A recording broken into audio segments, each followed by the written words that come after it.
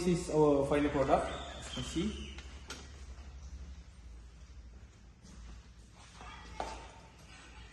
Hello. So this is our main product for fast charging product model. Okay, and as you can see, this is the model of the fast charging component.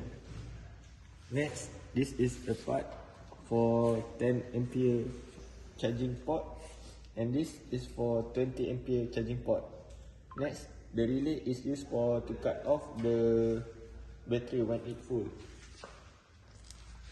As we can see, we use 10 ampere to charge our 67 volt lithium ion battery. So now I will demonstrate it.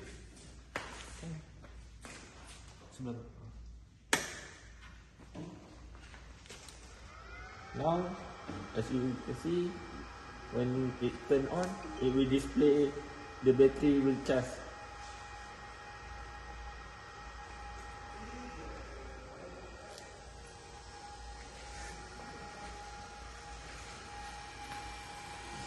Battery voltage.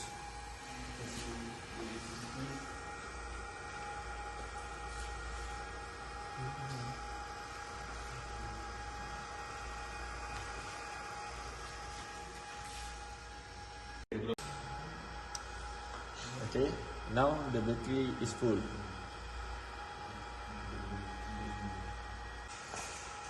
Wow, okay. Bagus lah nak main mesin. Esok. Okay. Aku dah untuk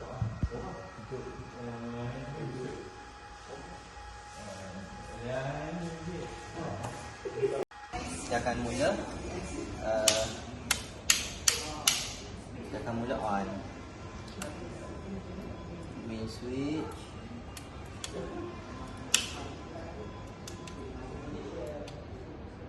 Okay, so kita akan on.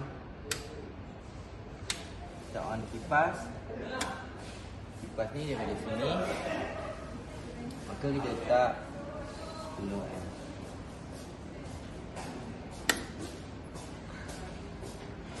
Maka kat sini akan ada voltage lah. Okay, dan dia akan membaca dan dia akan memberi nilai 10 ampere. Sekarang voltan sudah 60.5. Kalau tengok kat sini pun 60. Boleh tengok lah. Okay.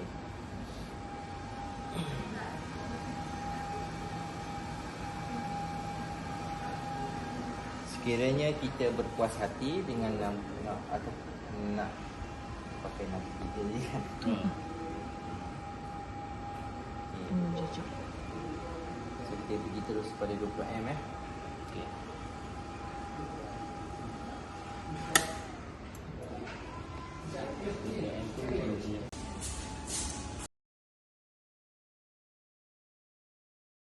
Boleh. Okay. So kalau kita tengok kat sini, so over voltage dia 70. Kita boleh set kepada kesesuaian kita, yang mana sekarang kita letak pada 65. Jadi kalau kita tekan lagi sekali, berapa saat over voltage ni akan berlaku?